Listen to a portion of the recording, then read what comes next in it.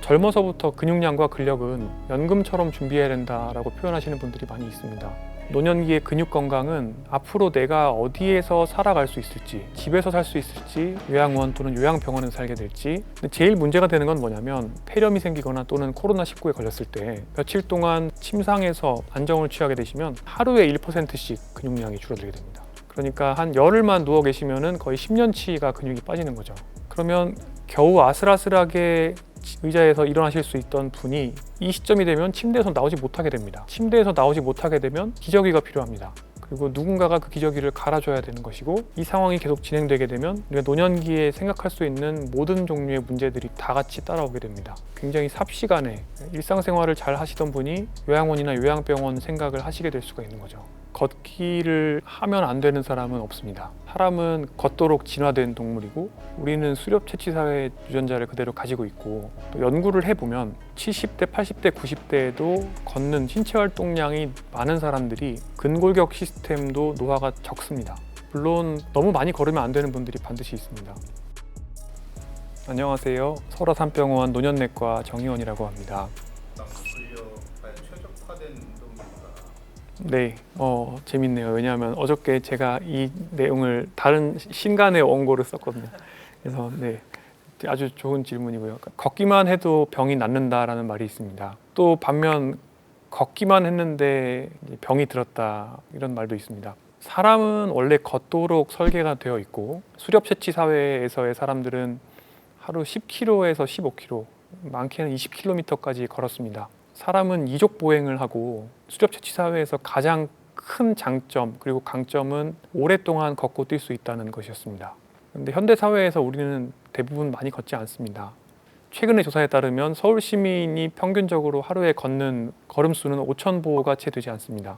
충분히 걷지 않으면 여러 가지 변화들이 생기게 되는데, 주로 앉아서 생활을 하면서 신체 활동이 적게 되면 엉덩이 관절과 어깨 관절이 딱딱해지고 가동 범위가 줄게 되고요. 그다음에 흉추도 가동 범위가 줄게 되고, 이 변화는 결국에 거북목을 만들게 되고 또 허리 디스크를 만들게 됩니다. 그러니까 근골격계 계통들이 전반적으로 걷지 않으면 굉장히 빨리 나빠진다고 볼 수가 있어서, 걷는 행위는 어떻게 보면 생존을 위한 필수 영양소라고 생각할 수가 있습니다. 운동은 약이다라고 하는데, 걷기는 걷기 운동이라고 하기보다는 정말 꼭 먹어야 하는 밥과 같은 것입니다. 그러니까 영양소라고 볼 수가 있습니다. 어르신들에서 걷지 않으면 굉장히 빠르게 근육의 기능, 특히 하지 근육, 다리의 근육의 기능이 떨어진다고 생각을 할 수가 있고요. 그렇기 때문에 걷는 것은, 특히 많이 걷는 것은 권장되어야 합니다. 그런데 이제 걷기만 해도 병이 나시는 분들이 있습니다. 실은 젊었을 때 많이 안 걸으신 분들인 경우가 많거나, 아니면 이미 연골이 안 좋으신, 무릎 연골이 안 좋고, 그 무릎 연골이 안 좋은 이유는 무릎 주변의 근육이 취약하기 때문인 경우가 많습니다. 또는 근육량과 근력에 비해서 체중이 너무 많이 나가서 그렇기 때문에 근골격계의 안정성이 떨어지고 총체적인 기능이 떨어져서 그런 경우가 많죠. 이런 문제를 해결을 하기 위해서, 그러니까 걷고 나면은 오히려 골병이 들고 무릎이 나가고 마모가 되고 발목이 나가고 이런 문제들이 생기는 걸 예방하기 위해서는 걷기 전후로 스트레칭을 충분히 해주고, 또 걷기만 해서는 안 되고, 대부분의 어르신들이 근력이, 특히 코어 근육이 부족한 경우가 많기 때문에 코어 근육 그리고 엉덩이 근육, 둔근이라고 하는데, 이 두 가지 근육군에 대한 운동을 해주는 것이 반드시 필요합니다. 또 하나가 올바르게 걸어야 한다는 것인데요. 주로 이제 어르신들이 되시면은 이제 팔을 잘 흔들지 않게 두고, 그리고 또 구부정한 자세로 팔자로 걸으시게 되는 경우가 많고요. 걷는 자세를 전문가분들께 배운다거나, 그런데 이게 또 한편으로는 코어나 둔근이 개선되고 스트레칭이 되면 걷는 자세가 자연스럽게 좋아지는 부분도 있습니다만, 또 올바른 자세로 걷는 연습을 이제 하시면서 걸으시는 게 도움이 됩니다.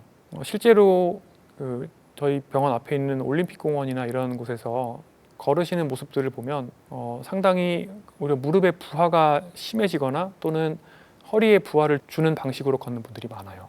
우선 목은 너무 과도하게 치켜 세우지 않고요. 시선은 정면을 보고, 그리고 어깨에는 힘을 빼고, 그리고 자연스럽게 팔을 벌리고 팔을 저으면서 억지로 11자를 만들려고 노력할 필요는 없습니다. 하지만 과도하게 팔자로 하는 것도 좋지 않고요.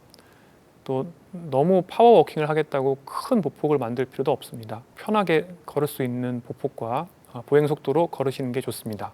특히 허리도 억지로 펴기 위해서 노력하시는 분들이 많은데 허리 자체, 그러니까 등에 힘을 준다기보다는 복근과 골반저 근육을 포함한 약간의 앞쪽에 힘을 살짝 주고 신경을 쓰시면서 걸으시면 안정적으로 전신의 균형을 만드실 수가 있습니다.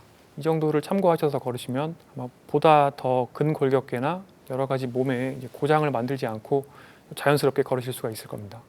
걷기를 하면 안 되는 사람은 없습니다. 왜냐하면 사람은 걷도록 진화된 동물이고 우리는 수렵 채취 사회의 유전자를 그대로 가지고 있고 또 연구를 해보면 70대, 80대, 90대에도 걷는 신체 활동량이 많은 사람들이 근골격 시스템도 노화가 적습니다. 또 하나는 걷기는 정말 만병통치약과 비슷한 효과가 있는데 최근에 굉장히 흥미로운 연구가 미국에서 발표되었는데 대략 한 1000보까지는 하루에 1000보 더 걸을 때마다 고혈압, 당뇨 이런 여러 가지 만성 질환들의 위험도가 10% 이상 감소됩니다. 특히 합병증이 동반된 당뇨병은 1000보 걸을 때마다 거의 위험도가 30% 이상 감소가 됩니다. 세상에 우리 인류가 가지고 있는 약 중에서 이 정도의 광범위한 효과를 가지고 또 다른 연구들에서 보면은 인지 기능도 좋아집니다. 걷기만 하면 당장 일단 머리가 좋아지고요. 먼 미래에 치매 발생 가능성도 낮아지고 우울증도 낮아집니다. 수면 무호흡증이라든지 위식도 역류 이런 다양한 질환들의 위험성이 감소되는데요. 그렇기 때문에 걸어서는 안 되는 사람은 없다고 보셔도 됩니다.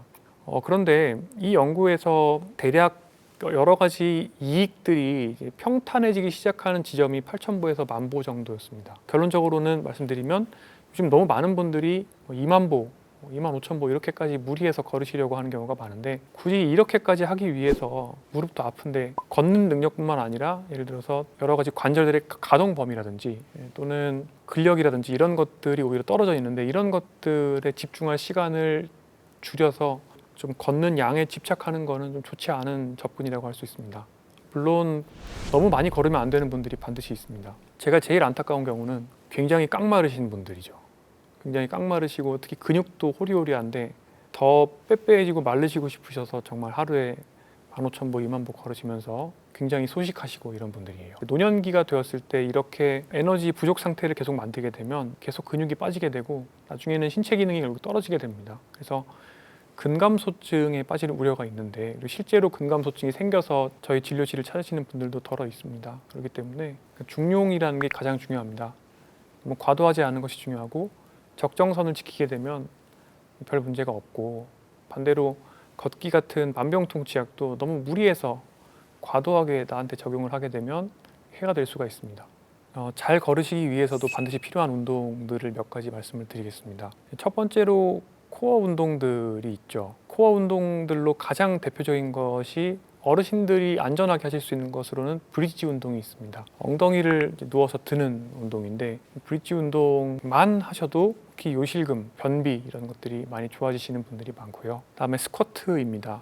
스쿼트는 체력이 많이 약한 분들은 월 스쿼트라고 해서 벽에서 기댄 상태로 상체를 내려오는 방식으로 운동을 하셔도 좋고 맨몸으로 그냥 스쿼트를 하시는 것도 좋습니다. 그 다음으로 쉽게 하실 수 있는 운동이 플랭크입니다. 플랭크 자세는 이 코어 전반에 큰 도움이 되고 많이 하시게 되시면 호흡도 안정되는 효과가 있습니다. 플랭크는 엎드려서 하는 플랭크도 있지만 옆으로 하는 사이드 플랭크라는 것도 있습니다. 사이드 플랭크를 같이 해주시면 척추 건강에도 도움이 될 수 있습니다. 그 외에도 누워서 다리를 이제 교차해서 뻗는 슈퍼맨이라고 하는 운동도 있습니다. 코어의 전반에 도움이 되고요. 또 슈퍼맨은 둔근, 그러니까 엉덩이 근육에도 도움이 많이 됩니다.